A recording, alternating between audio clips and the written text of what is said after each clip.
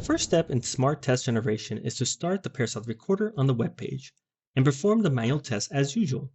Since most modern web pages rely on API services, the recorder captures and saves the triggered API calls.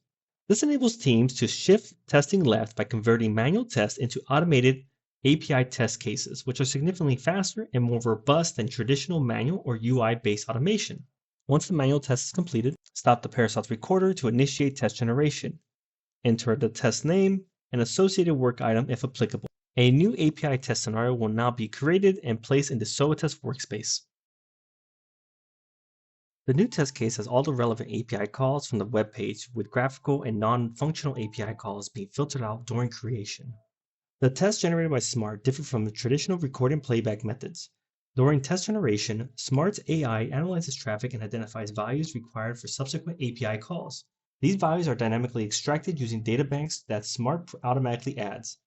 Instead of hard-coding these values, the test parameterizes them, ensuring that the test uses the newest data returned in the responses.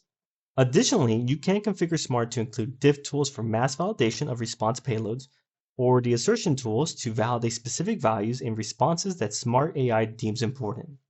Next, let's run the test and confirm that it executes successfully.